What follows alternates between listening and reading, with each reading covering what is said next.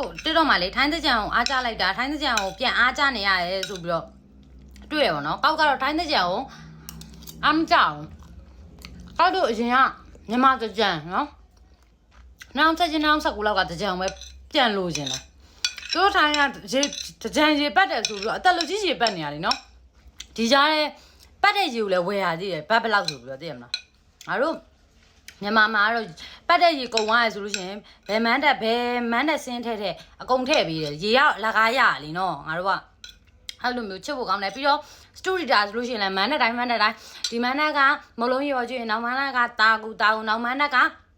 ထမင်းအဲ့လိုမျိုးပြောင်းလဲကျွေးနေကြတာပေါ့ကွာတကြံမှာပြပါပြီးတော့တကြံမှာလေငါတို့အရန်တကြံနေမှာလေတတိထားမိလားအရန်စီးလုံးတဲ့လူတစုရှိရတကြံရောက်ပြီဆိုတော်တော်လေးစီးလုံးတာဘာလဲဆိုအရက်သမားတွေဒီဘက်ကောက်တော့ရန်ကုန်စောကားများရယ်ကွာမန္တလေးတို့ပါလို့ဆိုလို့ရှိရင်ဆိုင်ကယ်တွေများလိမ့်မယ်ရန်ကုန်စောကားများတော့ဟိုဘက်ရေဘက်ခံကားနဲ့ဒီဘက်ရေဘက်ခံကားဒီဘက်ကလူရဟဲ့အောင်နေရက်တဘူးလောက်တိုက်အောင်ဆိုတိုက်တာပဲရေတဘူးလောက်တိုက်အောင်ဆိုတိုက်တာပဲလက်ထက်ကစားနေဟာတောင်းစားကျွေးတာပဲ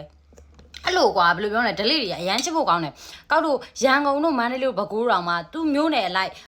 စတိုင်ချင်းမတူဘူးပေါ့ကွာကောက်ကရန်ကုန်သူဆိုတော့ရန်ကုန်ကြောင်ပြောမယ်တကယ်လို့ဒီမှာပဲခူးသူတွေပါတယ်ဆိုလို့ရှိရင်လည်းကိုအရင်ပဲခူးတကြံလေးကဘလို့ပြောဖို့ကောင်းကြအောင်เนาะမန္တလေးတကြံလေးကဘလို့ပြောဖို့ကောင်းကြအောင်ပြည်တကြံလေးကဘလို့ပြောဖို့ကောင်းကြအောင်ဝင်ပြီးတော့ပြောခဲ့ကြအောင်เนาะရန်ကုန်မှာဆိုလို့ရှိရင်သွားတဲ့ကားတွေအကုန်လုံးကရေပတ်ခံကားတွေကြီးပဲတလားကိုပိုင်ကားဆိုလဲအမိုးဖြုတ်ပြီးသူကရေပတ်ခံကားလုတ်ပလိုက်တာအဲ့လိုလုတ်ပလိုက်ပြီးတော့တန်ချက်တွေတိုက်ကြရကွာမန္တလေးဘောင်မှာတော့တိုက်လားမသိဘူးရန်ကုန်မှာဆိုလို့ရှိရင်တန်ချက်တွေရှိရတဲ့မလားဟိုကောင်းလေးချောလေးကသူ့အမေနဲ့လာရဲဆိုလို့ရှိရင်အိမ်ကရောက်ခမပြောက်လို့ရှာတွေ့ပြီးသူပဲတို့အိမ်ကအမေတမပြောက်လို့ရှာတွေ့ပြီးသူပဲတော့လားလုံကြုံရေးဦးလေးရွေတွေ့လို့ရှိရင်သူများပြောလို့မပြောနိုင်တောင်းဝင်ကြလို့မှားဆို